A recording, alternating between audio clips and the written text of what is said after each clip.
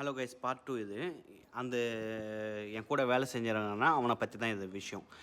Guys என்ன பண்ணுவானா, ஒரு மாதத்துக்கு முன்னாடி கொஞ்சம் வெயிட் தூக்கி கொஞ்சம் பிரச்சனை ஆகிடுச்சு அப்படின்னு சொல்லி ஒரு மாதம் லீவ் எடுத்துட்டான். சரிங்களா? அதுக்கு முன்னாடி எனக்கு ஒரு சர்ஜரி பண்ணி பெரிய ஆப்ரேஷன் நடந்து 3 நாளில் வந்து என்னோடய வயிற்றுலேருந்து சரிங்களா தையில பிரிஞ்சிச்சு. அந்தளவுக்கு நான் வெயிட்லாம் தூக்குனேன். நானும் வந்தேன், வேலைக்கு லீவ்லாம் எடுக்கல கைஸ். சரிங்களா? ஏன்னா எங்கள் ஓனருக்கு நான் சப்போர்ட் பண்ணேன். சரிங்களா? இவன் ஒரு மாதம் லீவில் இருக்கக்குள்ளே நான் ஒரு நாள் கூட லீவ் இருக்காமல் காலையில் 10 to 10 12 மணி நேரம் ஒர்க் பண்ணேன். 2 வருஷத்துக்கு முன்னாடி என்ன செஞ்சுட்டான்னா, ரம்ஜான் நேரத்தில் எல்லாருக்குமே இங்கே இந்த வெளிநாட்டில் 4 மணி நேரம் 8 மணி நேரம் தான் வேலை.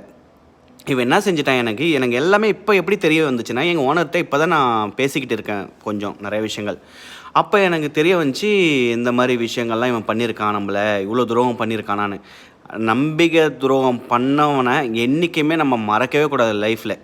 புரிதா இல்லையா கைஸ்? இவனெல்லாம் வந்து அவ்வளோ கோவம் வந்துச்சு எனக்கு. ஏன்னா நம்மளை இவ்வளோ வந்து ஒரு அண்ணன் தம்பி மாதிரி பழகிட்டு இவ்வளோ ஒரு கெட்ட எண்ணத்தோடைய நீ இவ்வளோ நாள் இருந்திருக்க, ஒன்றா சாப்பிட்ருக்க அப்படின்னு ஒரு மனசு கஷ்டம் கைஸ் எனக்கு.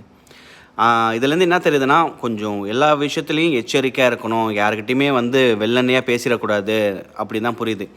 அப்புறம் பார்த்திங்கன்னா என்ன செஞ்சான், ரம்ஜான் நேரத்தில் வந்து ஒரு இடத்துக்கு வேலைக்கு போனால், காலையில் என்னை விடு, மதியானத்தில் நீ என்னை எடுத்துன்னு வா அப்படின்னு சொன்னால், நானும் என் வண்டியில் செஞ்சேன். அதுக்கு காசு தரேன்னு சொன்னால், அதெல்லாம் ஒரு கேவலமான விஷயம், தரல. சரின்னு வேணான்னு விட்டுட்டு நான் அந்த விஷயத்த பேசலை கைஸ். காசுன்ற ஒரு விஷயத்துக்காக நம்ம போக வேண்டாம். அதெல்லாம் ஒருத்தவங்க அந்த காசு விஷயத்தில் குறை சொல்ல வேண்டிய அவசியமும் நம்மளுக்கு கிடையாது. சரிங்களா?